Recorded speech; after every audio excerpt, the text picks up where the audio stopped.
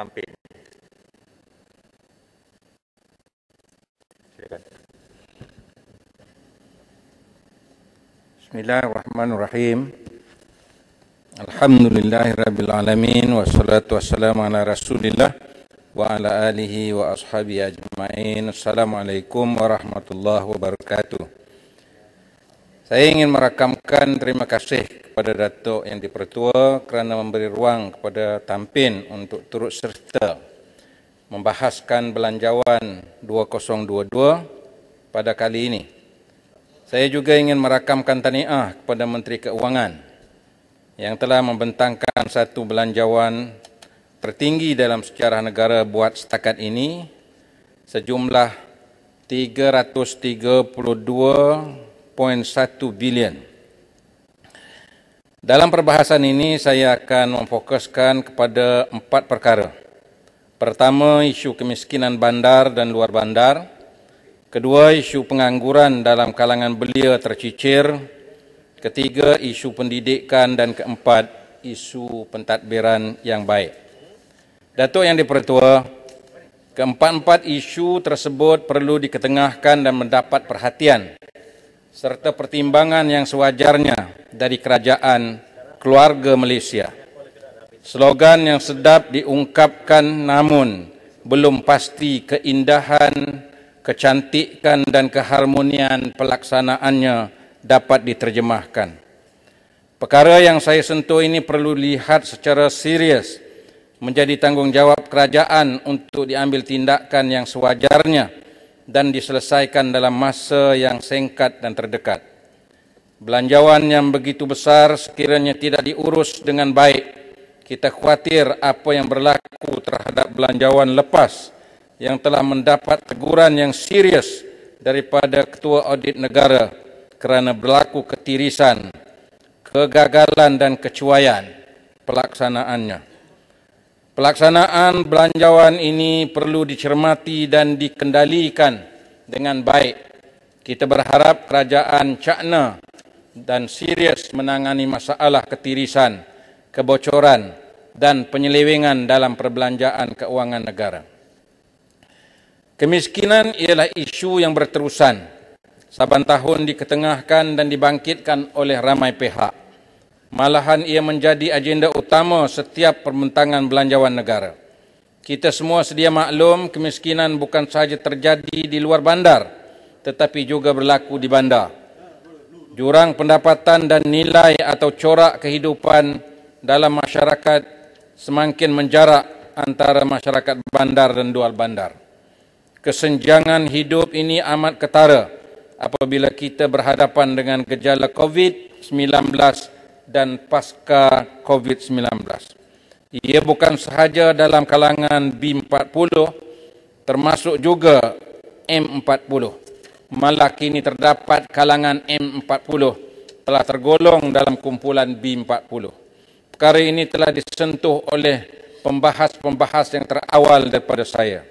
Datuk Yang Dipertua, sekalipun telah banyak usaha dilakukan, namun masih ramai masyarakat bandar dan luar bandar amat terkesan dalam menyelesaikan masalah keperluan asas mereka. Mereka tidak mempunyai rumah sendiri. Mereka terpaksa tinggal menumpang di rumah keluarga. Mereka tidak mempunyai pendapatan tetap. Mereka tidak mempunyai pekerjaan yang boleh membantu diri dan keluarga dan tidak mampu bersaing dengan orang lain. Fenomena ini akan berterusan kalau tidak ditangani dengan baik. Cuba kita bayangkan apa yang akan berlaku di mana mereka akan kekal dengan kehidupan yang sedia ada dan tidak mampu untuk bangun seperti masyarakat lain.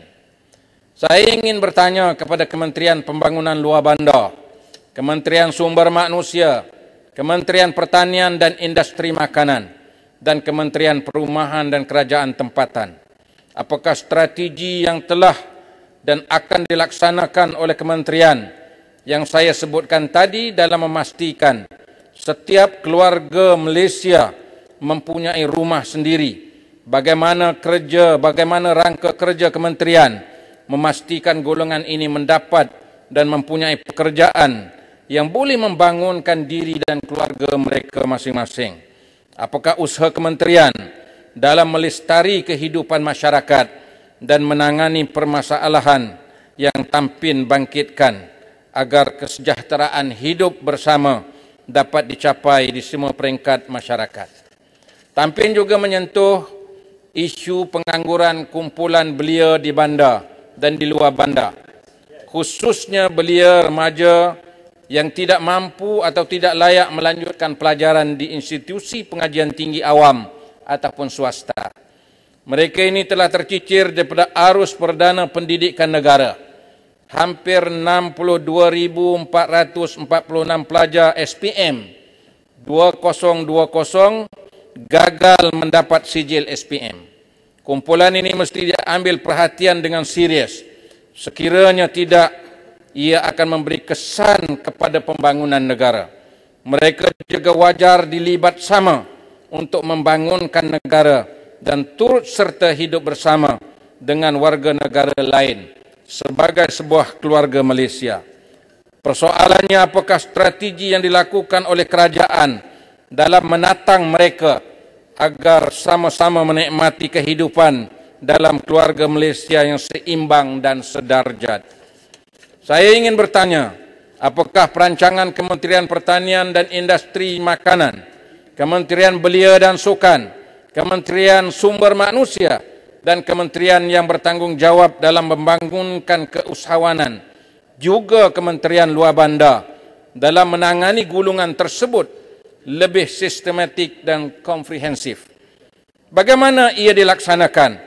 Sejauh mana golongan ini telah dilibatkan dalam membangunkan diri dan keluarga mereka? Dan sejauh mana golongan ini telah diambil perhatian yang sepatutnya dilakukan? Datuk Yang di-Pertua, Kementerian Pendidikan mendapat peruntukan yang besar dalam belanjawan kali ini. Kita berharap dengan peruntukan yang sedemikian, ia boleh menyelesaikan sedikit sebanyak masalah yang telah lama dihadapi yang belum dapat diselesaikan oleh kementerian dalam pembaikan fizikal sekolah daif, khususnya sekolah luar bandar, sekolah di Sabah dan Sarawak.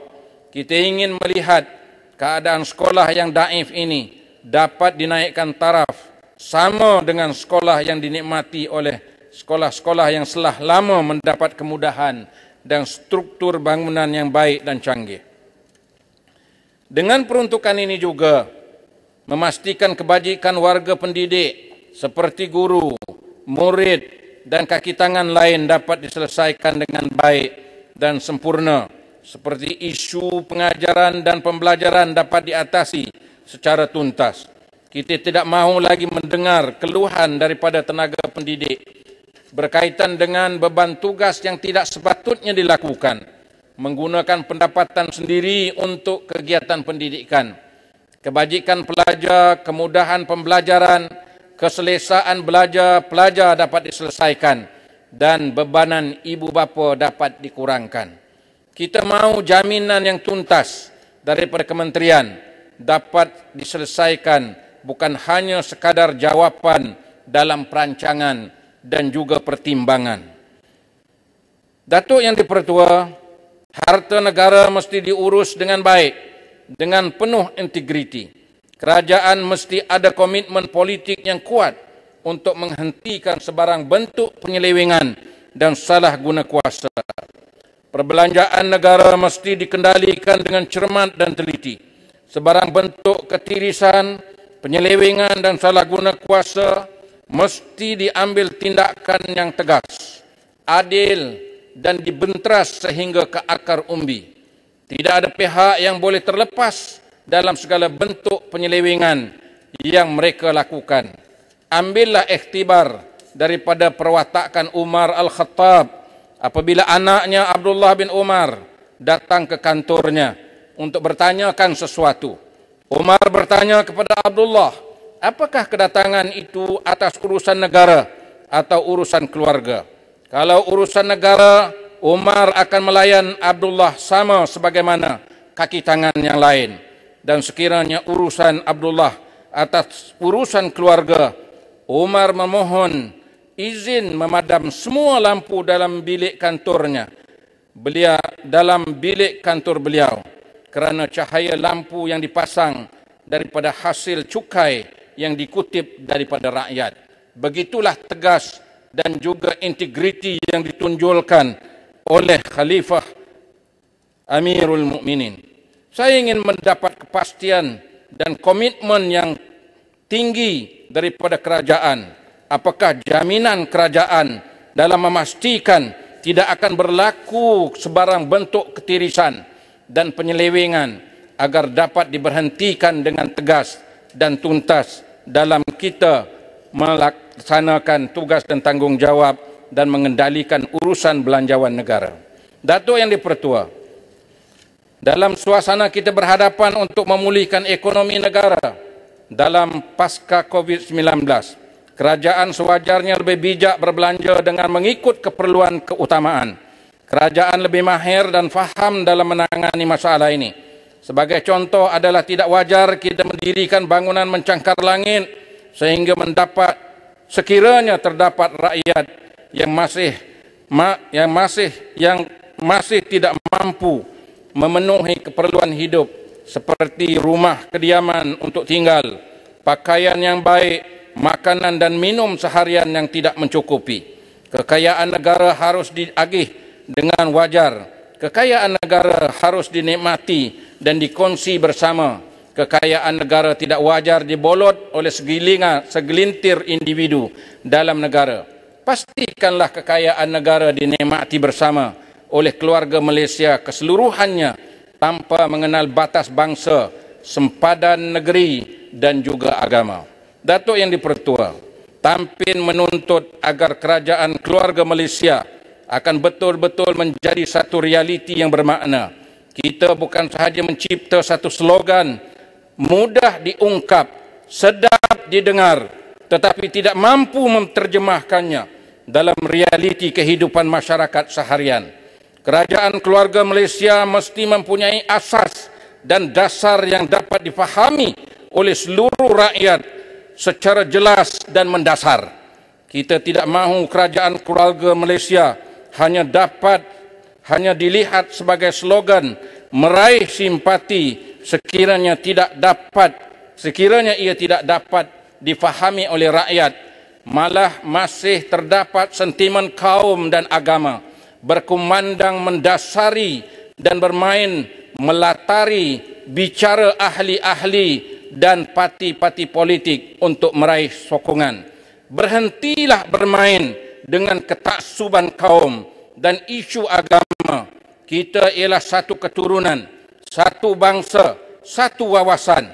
Saya mengharapkan satu jaminan yang tuntas daripada kerajaan, khususnya Kementerian Perpaduan dan kementerian yang berkaitan dengan agama, supaya isu-isu agama dan isu-isu kaum ini dapat diberhentikan secara jelas dan tuntas. Sekian, terima kasih. Saya menyokong Belanjawan 2022. Terima kasih Yang Berhormat Tampin. Terusnya